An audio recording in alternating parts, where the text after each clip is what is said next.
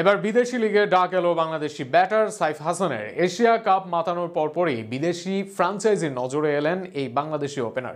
সাইফকে এবার দলে ফেরালো আবুধাবি টি10 লিগের ফ্রাঞ্চাইজি আসপিন স্টালিয়ন্স।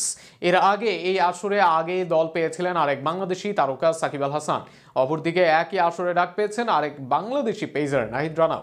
সব মিলিয়ে সাইফ নাহিদের টি10 লিগে ডাক পাওয়া ও সাকিবের সঙ্গে মাঠ মাতানো নিয়ে বিস্তারিত থাকছে প্রতিবেদনে। এশিয়া কাপের আগে দেশের অনেক দর্শকদের কাছেও তিনি ছিলেন অপরিচিত নাম। সেখান থেকে এশিয়া কাপের পর বিশ্ব ক্রিকেটেই সাইফকে নিয়ে হচ্ছে চর্চা। সাইফ হাসান এশিয়া কাপটা নিজের করে নিয়েছেন। সে আসরে সাইফের 4 ম্যাচে 2 অর্ধশতকের সাথে একটি 30 রানের ইনিংস। এশিয়া কাপের পরও আফগানদের বিপক্ষে টি20 সিরিজে জ্বলে উঠেছেন। এর বাইরে সাইফের শট ইন্টেন্ট ও বড় শট খেলার ক্যাপাবিলিটি তাকে আলাদা নজরে এনেছে, যে কারণে আলোচনায় ছিলেন আগামী দিনে কি ফ্র্যাঞ্চাইজি ক্রিকেটে দেখা যাবে সাইফকে। সেই উত্তর মিলতে সময় লাগলো না বেশি দিন। এবার আবুধাবি টি10 লিগের মতো আসরে দেখা যাবে সাইফকে। নভেম্বরে অনুষ্ঠিতব্য এই আসরের জন্য বসেছে অকশন। সেই অকশন থেকে সাইফকে দলে নেয় আসপিন স্টালিয়ন্স।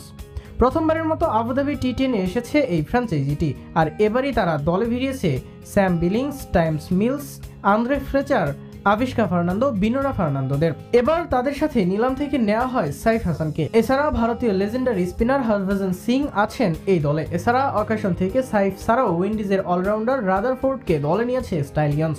অপরদিকে দল পেয়েছেন পেসার নাহিদ রানাও। এর আগেও একাধিক ফ্র্যাঞ্চাইজি ক্রিকেটের ডাক পেলেও খেলা হয়নি নাহিদের। এবার সেই অপেক্ষার পালা শেষ হতে পারে। আগামী আসরের জন্য নাহিদকে দলে ডেকেছে ভিস্তা রাইডার্স।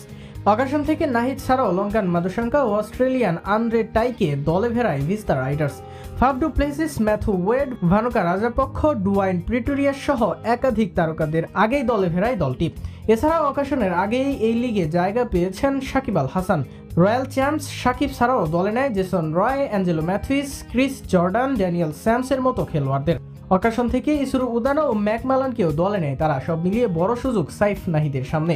এনওসি পেলেও পারফর্ম করতে পারলে আগামী দিনেও যে অন্য লিগের জন্য খুলে যাবে তাদের দরজা, তাতে নেই সন্দেহ। এবার দেখা যাক সুযোগ কতটা কাজে লাগাতে পারেন তারা।